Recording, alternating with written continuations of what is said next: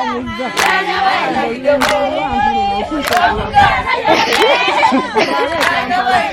guys, it's Boso. Welcome back to the channel. Welcome if you're new. So for today's video, I'll be telling you guys about the things you can do if you choose to visit Karamoja. I'm sorry this video is long overdue. I have no excuses, but it's here now. So there are two ways to get to Karamoja, and one is by road, two by flight. So we went by road. If you can go by flight, I would recommend that because the road trip is anywhere between 10 to 12 hours, and I personally think that's a long time to be on the road, but you do get to see more things along your journey, which was kind of fun, but we already took long to get there. Now when you get to Karamoja, I would recommend that you book a hotel. One of the things I noticed with accommodation in Karamoja, it's quite tight. So we actually booked our accommodation a month prior, and we still weren't able to get everything we wanted just because they were booked out. There are limited places for accommodation. I'll do a full room tour of where we slept and things of the like, but get yourself some good accommodation and chill. So when you actually start the activities, the first thing I would recommend is some game drives. The morning game drives need to start quite early because Karamoja is scorching hot. By 10 a.m. it's like you're in the middle of a sauna, so the animals tend to move away and go to water points or get some shade. So you really need to start your morning drives early, and by early I mean anywhere between 6 and 7 if you're going to be able to see the animals in time. Or if you are very lucky, I use the word lucky reluctantly because it doesn't happen often, the animals will come to you. So this was a lion right outside the restaurant of the Kidepo Savannah Lodge where we were being accommodated. Apparently it began off inside the restaurant and nobody noticed it. A couple actually had breakfast and went out into the game park to look for the lions while they left them in the dining. So despite the scarcity of accommodation on Karamoja safaris, all the accommodation is either inside the game park or right next to it. So one way or another, you'll always be guaranteed of seeing some animals. So number 2 is the night game drives. Guys, these were actually fun. Unfortunately, I could not film them because they do recommend that you do not use a flash, and they only go on until 8 p.m. and it was quite dark. The sky is always bright in Karamoja, so during the nighttime it gets dark and you can barely see.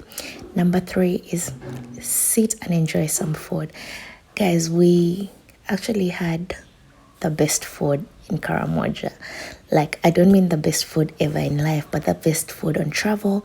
Sip some wine, enjoy the drinks and everything that they do have to offer. Frankly, I've always been one of those people who is not into sunrises and sunsets, but on safari the sunrise is so beautiful.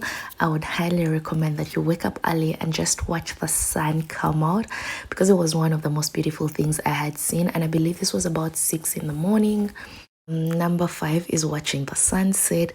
Guys, I actually felt like I was in one of those Lion King clips because this was actually very beautiful. The sky was orange. Something I would recommend but I didn't get to do was watching the stars in the night.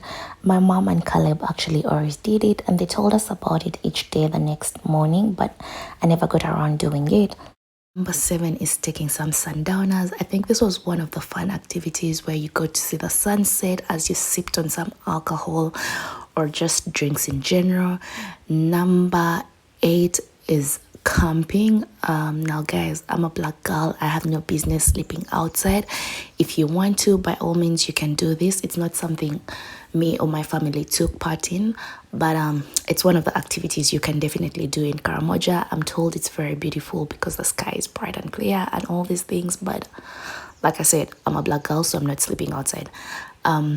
Number 9 is nature walks, which is also something I did not take part in because I have no business walking in the middle of the game park. But if you want to, by all means you can do some game park walks and hopefully you come back alive. The thing I found rather strange about Karamoja was, well, not strange, but the fact that the vegetation is very similar to the animals because they're in this semi-desert place. like a lion could be right behind you. So I'm not walking in the middle of the game park. If you want to, by all means do. Number 10 is visiting the community. I think for us, by us I mean my family and I, this was one of the most entertaining parts of this trip. We got to understand the Karamojong people, what they believe in, their way of lifestyle. We even got to enter inside their manyatas, and manyatas are what they call their houses. We also bought some of the jewelry that the ladies make. Now, this is one of the ways to support the girl child or the females in Karamoja, because they live in a very patriarchal society. But these little businesses keep them going. If you guys want a detailed video on our visit to the community, let me know and I will surely get that to you. I might even get it to you if you don't let me know. I'm not sure. So yeah, one thing about buying things from them though was bargain was the name of the game. Please don't try to cheat them. But also, because of language barrier, there was always someone to negotiate and translate for us, which was kind of a good thing. Number 11, and finally, is take some life-changing pictures, guys. Like, I feel like some of the pictures I took here were the best pictures I have taken in my life. If you follow me on the gram, shameless plug at Naturalbosa, you've definitely seen some of these. And that's pretty much it, guys. That's all I had for you. Love and blessings. See you in the next one.